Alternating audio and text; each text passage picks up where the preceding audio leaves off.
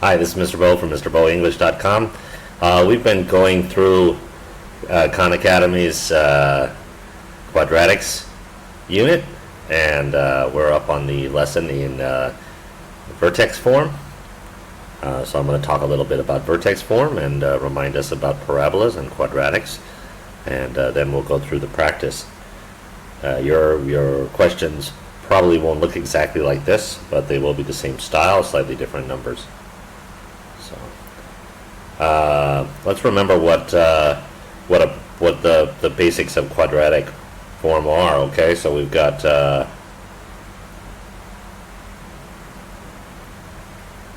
parabola, and the parabola either opens up or opens down. It's all right. I'm trying to change what I'm doing for. Trying to change what I'm doing for writing here. If we write the parabola quadratic here in standard form, it's going to look like ax squared plus bx plus c. If a is positive, it's going to go up. If a is negative, it's going to go down. We have some important points on a parabola. So just about the most important point down here at the bottom, called the vertex. Two more very important points here are x-intercepts, or called the roots, or sometimes called solutions, or called the zeros. And on the line with our vertex here, we have a line down the middle, which is called axis of symmetry. Okay, so we've learned about working with these, and we worked in factored form, like x minus 2 times x plus 5. Okay, we did that. We're going to introduce a new form, and that new form looks like this. It's called vertex form. I'm just going to write it, but I can't. I'll write it anyway. All right. The vertex form looks like a times x minus x1 squared plus y1. And if we say y is equal to that, I'm not going to use function notation. If we say y is equal to that, we get the vertex form, and then we can do something that's kind of interesting. I always want to bring myself back to our roots here. So now I have y minus y1 is equal to a times x minus x1 squared. And that looks a lot like something else that we studied when we were doing linear. We had what was called point slope. And point slope looks like y minus y1 equals m, and m is the slope, times x minus,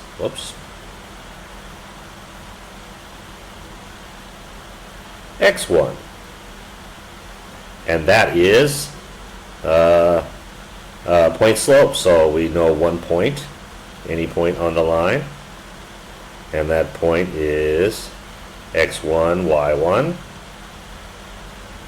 And we know the slope. We can easily write point slope. So if we look at point slope, we can easily know one point, and we can know the slope. And if we come over here, we can easily find this one point,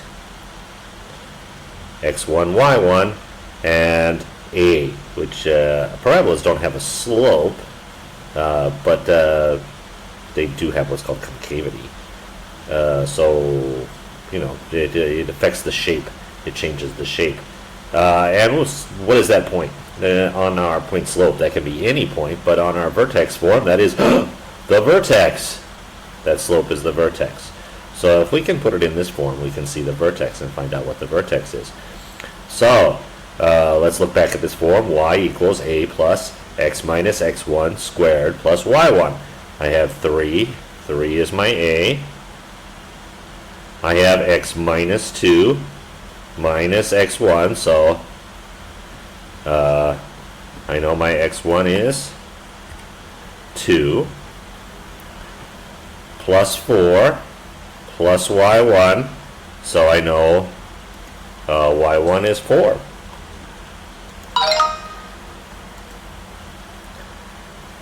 Okay, we're gonna do it again. I'm gonna write the form over here.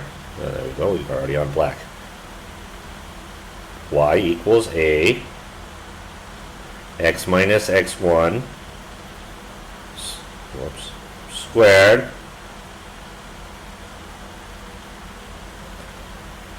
plus y1. So here I have not y, but I have function notation g of x. Okay, 2 times x minus 3, x minus x1, so I know the vertex is at 3, and minus 8.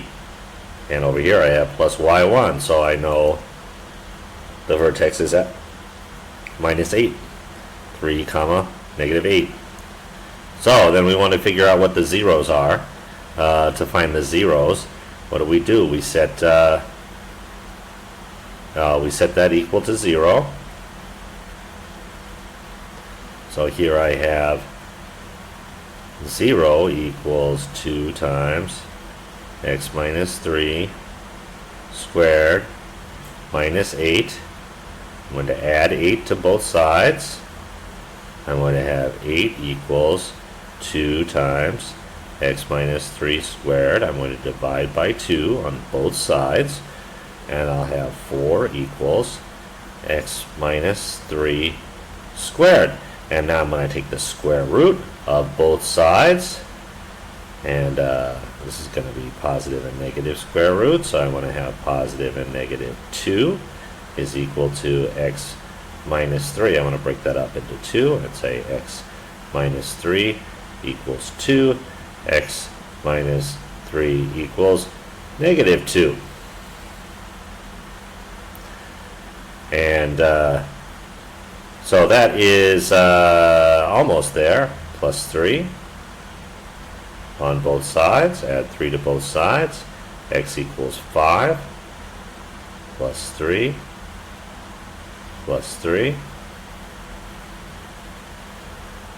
X equals 1. So we're going to look at those are first of all, those are the answers for the zeros, right? One of the functions zeros, and so I'm going to do that first. 1 and then of course y is 0 there. So I have these two zeros on. Let's go down here. I have these two zeros. I can't write that. Okay, first time trying this one. 2 zeros on 1 and 5, and my vertex is right down the middle there on x equals 3. Right? Here's x equals 3 for the vertex. So that line is x equals 3, and that's right in the middle. And it's 1 is 2 away from 2 away, and if we go this direction we get 2 more right in the middle, and we're 2 apart. And here is a 2. I wonder if that can help us out later. Let's look at that and then try to figure out whether that's actually that means something or not. So let me see. I need to find my my vertex is 3, negative 8, 3, negative 8, and I'm going to do one of my x-intercepts is 5. One of my zeros is 5. The other one is 1. That checks out. Okay, here we are again. Let's look at Let's look at the vertex form. Vertex form is y equals a x minus x1 squared plus y squared. Okay, so the first question is, what is the vertex of the function? So what is the vertex? We want to find the vertex. That's x1. And, man, what did I do there? x1 and y1. Okay, so x1 and y1. And I have x minus x1. Here I have x plus 4. So I know that's x minus negative 4, so I know my x1 is negative 4, plus 1, plus y1, so I know this is 1. And what's the function's y-intercept? This is a little bit different. This asked us x-intercept before. Now it's asking y-intercept. Y-intercept is when x is equal to 0.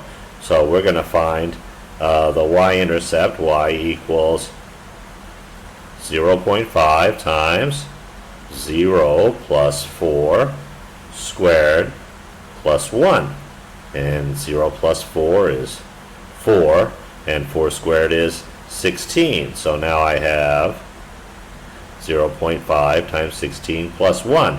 And 0.5 is half. Half of 16 is 8.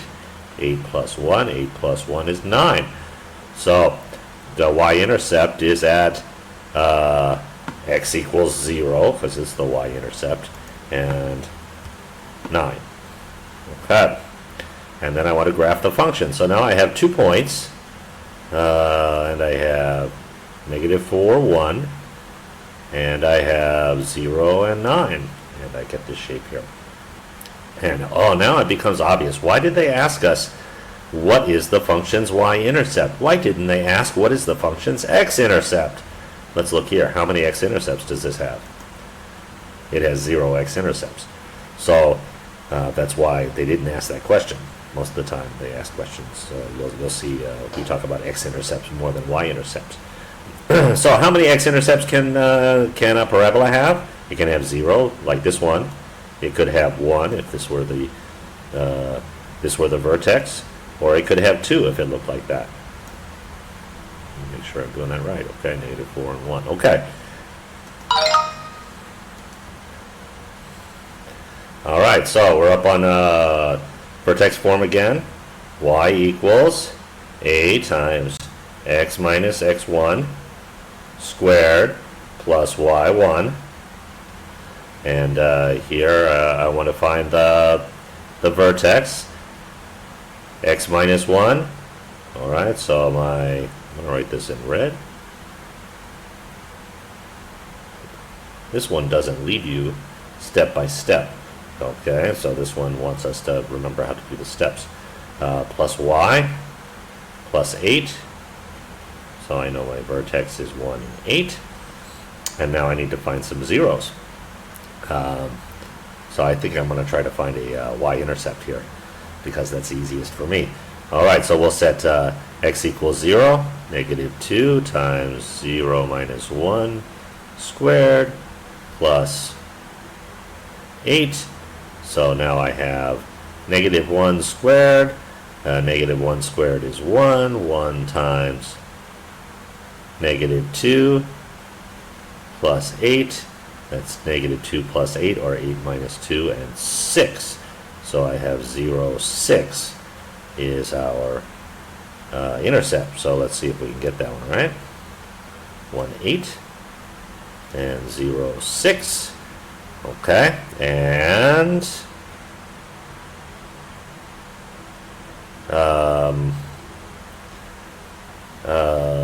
yeah, okay, so the A is negative, so it opens down. Let's look back. We were looking at some numbers and trying to see if we could find a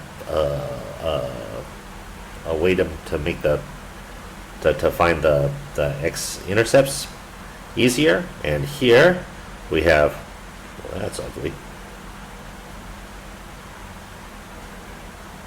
Here we have our parabola and our axis of symmetry. is at x equals 1. And over here we have our x-intercepts at -1 and 3. So, and then we've got -1 and 3. So we have our x-intercepts there. And let's see, this is 2 different, and this is 2 different, and that is also -2. So we'll see if this checks out.